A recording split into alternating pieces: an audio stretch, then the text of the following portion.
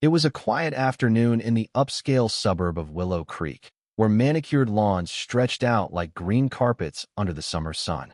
The kind of neighborhood where everyone knew everyone's business, or at least thought they did.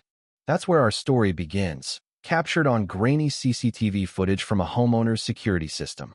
Faces blurred for privacy, but the tension? Crystal clear. You won't believe what happened when my security team did this on my own property. Picture this. The camera pans over a spacious driveway, lined with tall oaks that whispered in the breeze. Two men in crisp black uniforms stand guard near the front gate.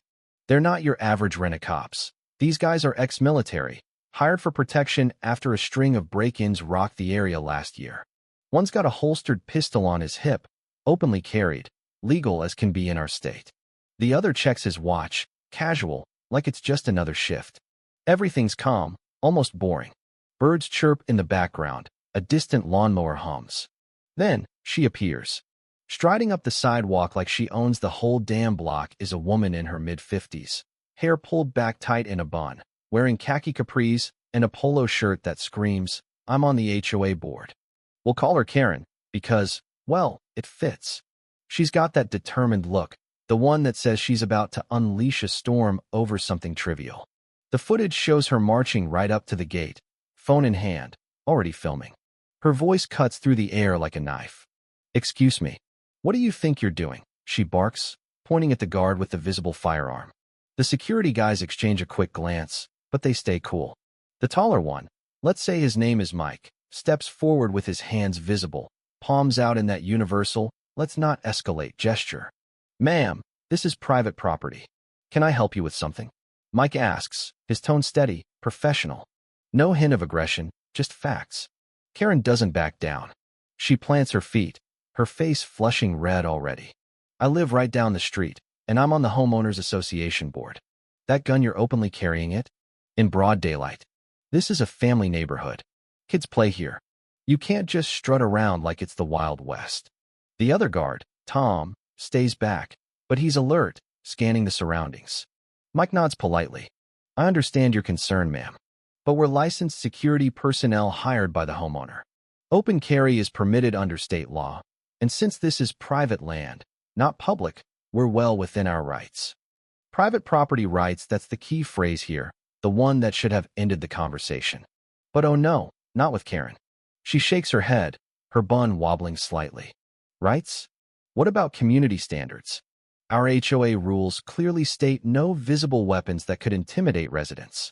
You're scaring people." Mike keeps his cool, explaining like he's talking to a reasonable person. "With all due respect, HOA covenants apply to common areas and exteriors, but they can't override constitutional rights on private grounds. We've checked with legal counsel. If you'd like, I can get the homeowner on the line." The footage captures it all, Karen's eyes narrowing, her grip tightening on her phone. She's not hearing it. This isn't about your so-called rights. It's about safety. What if a child sees that and gets traumatized? Or worse, what if someone mistakes you for a threat? Tom chimes in softly from behind. "Ma'am, we're here to protect, not threaten. The homeowners had threats before, that's why we're armed." But Karen's agitation is building, like a pot about to boil over. She starts pacing, her voice rising. "Threats? What kind of threats? Is this some paranoid delusion? I bet you're just power tripping. I'm calling the police right now." And just like that, the calm shatters. Mike tries one more time. "Please, ma'am, let's de-escalate.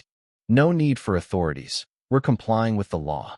She ignores him, dialing 911 with dramatic flair, speaking into the phone loud enough for the camera to pick up. "Yes, hello?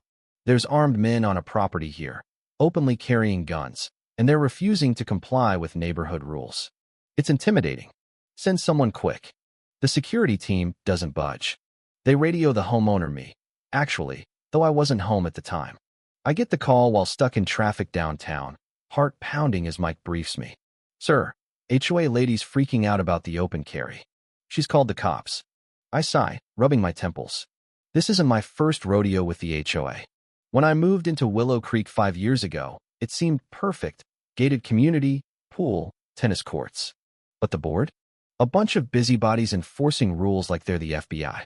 No holiday lights after January 1st, no boats in driveways, And now this trying to dictate what happens behind my own fence. By the time I pull up, squad cars are there, lights flashing, but no sirens. 2 officers step out, looking more annoyed than alarmed. Karen's gesturing wildly, pointing at Mike and Tom like they're criminals. Officers arrest them. They're brandishing weapons. The lead cop, a burly guy named Officer Ramirez, holds up a hand. "Slow down, ma'am. Let's hear both sides." Mike explains again, calm as ever. Shows his permit, points out the property line. "We're on private land, officer. Open carry's legal." Ramirez nods, checking the docs. Looks in order. "Ma'am, unless there's an actual threat, we can't do much. HOA isn't law." Karen explodes. "This is outrageous. You're telling me they can wave guns around and nothing happens? What about my rights?" I feel threatened. The second officer, a younger woman, tries to mediate. "If you're concerned, file a complaint with the HOA. But legally, they're clear." But Karen's not done. She threatens lawsuits now. "I'll sue the homeowner. Breach of covenant. This neighborhood won't stand for it." I step in then, introducing myself. "Officers, thanks for coming. Karen, let's talk this out." "Why the drama?" She whirls on me. "Drama? Your goons are the problem. Arming up like it's a war zone. What are you hiding?" That's when it gets personal. I explain the break-ins, the stalking ex-employee who'd threatened my family. Security's necessary. And it's my property. The cops wrap it up, advising Karen to cool off. But as they leave, she mutters, "This isn't over. I'll rally the board. You'll regret this." And she wasn't kidding. That night, my inbox floods with emails from neighbors. Armed guards. Really? Think of the children. The HOA schedules an emergency meeting, accusing me of violating community harmony. I fight back, hiring a lawyer who sends a cease and desist. HOA overreach. Private property trumps your rules. The controversy spreads. Local news picks it up. Gun rights clash in suburbia. Comments online explode. Some call me a hero for standing up.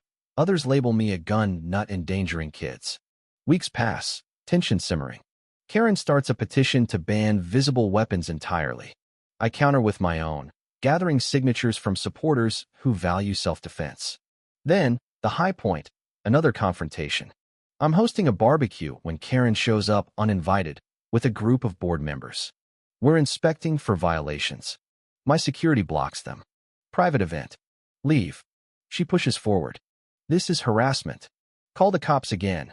Chaos ensues, yelling. Phones out, threats flying. One board member even tries to film over the fence. Mike warns them off firmly.